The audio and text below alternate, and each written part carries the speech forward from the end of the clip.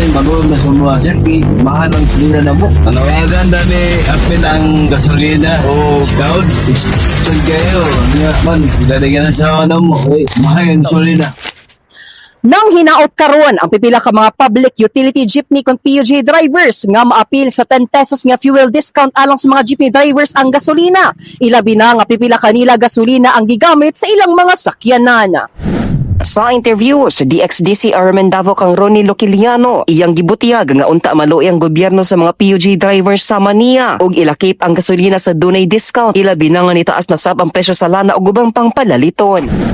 Nasa ano may dapat rin maluwin na sumuha sir, kay mahal ang gasolina na mo. Manawagan dami. Maluwin damon sa mga driver. Manawagan dami, ma'am sir.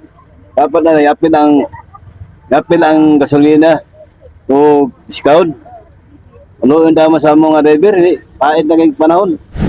Sa susamang punto, gibutyag sab ni Ulysses Cabezas nga kinahanglan apilon sab sa 10 pesos nga fuel discount ang gasolina ug dili ilang diesel aron pantay ang dagan niini. Ingon man aron maka-avail sab sila sa maong discount, ilabi na nga gamay na lang sab ang ilang mauli nga kita sa ilang pamilya. Dapat manawagan ko na kuha na ipantay tat unta na kuha na discount po ba. Kaya karon mahal na kayo ang kuha ng gasolina. Nya, dito mahal na kayo.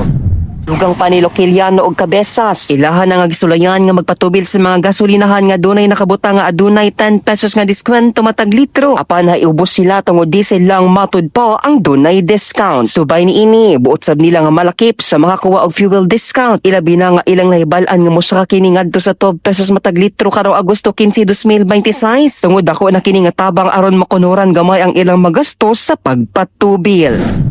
Kasama mo sa balita og serbisyo publiko, Radyo Man Will Duran Tatak RMN.